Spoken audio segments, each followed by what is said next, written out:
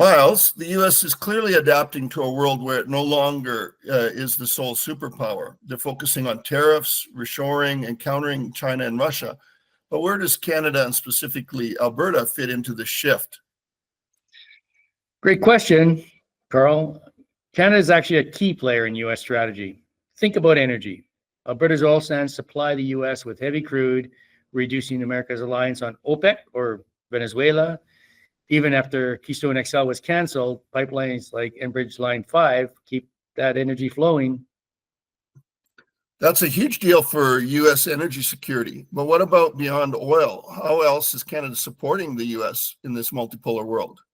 Well, under the USMCA, Canada is a stable trade alternative to China. Plus, Canada has critical minerals, lithium, rare earths that the U.S. needs for tech and defense. And Alberta's AI sector, like AMI and Edmonton, helps compete with China in artificial intelligence. Interesting. But with the U.S. pushing for Arctic dominance against Russia and China, how does Canada have a role there too? Well, absolutely. Canada and the U.S. are NORAD partners, and Alberta's Cold Lake Air Base is crucial for North American defense. Plus, both countries are working to secure Arctic sovereignty, especially as Russia militarizes the region and China calls itself a near Arctic state. So Canada is like the quiet but essential ally.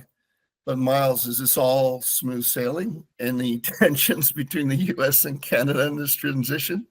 Oh, definitely. The U.S. wants Canada to boost defense spending to meet NATO targets, and there's a friction between Alberta's oil industry and U.S. climate policies, at least previous policies. But overall, the partnership is too vital to ignore, especially with China and Russia as shared rivals. Fascinating stuff, Myles. So final question, is the U.S., if the U.S. rather, is pivoting to a multipolar world, does that mean Canada and Alberta will become even more important in the coming years? Oh, without a doubt. As long as the U.S. needs energy, security, critical minerals, and a strong Arctic ally, Canada, and especially Alberta, will be front and center in American strategy. There you have it, folks. Canada isn't just America's neighbor. It's a key piece of the puzzle as a global power shifts. Thanks for joining us, and we'll see you next time.